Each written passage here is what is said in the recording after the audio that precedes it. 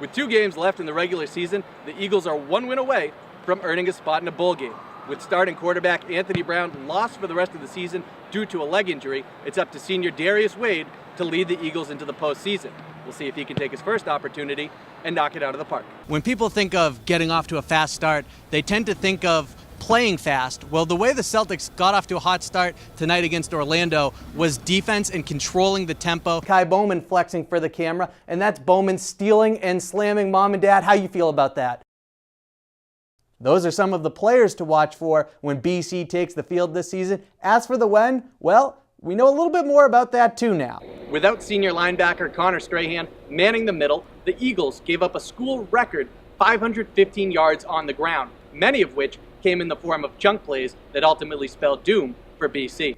And with NHL stars such as Jack Eichel, Johnny Gaudreau, Charlie McAvoy, and Stanley Cup champion Brian Dumoulin lacing up their skates for the cause, 2,700 people came out to Walter Brown Arena, helping raise over $64,000 for the 2 charities. And while the score of the game was the least important part of the night, the Terriers alumni beat the Eagles alums 8-6. Boston College 2-sports star Kenzie Kent may need to carve out more space in her trophy case. But we gotta show some love to the Noles too, right? CJ Walker taking it coast to coast, going into the trees and coming out with 2 points. Aaron Smith stepped into the batter's box, dug in her spikes, stared out to the mound at Monks pitcher Caitlin King, and then she made history. With less than 4 minutes left in a second half that was like a prize fight, Jaquan Walters' nice move puts the blue and silver up 5. Next Falcons possession, it's Walters again. But Mount Ida responded with some haymakers of their own.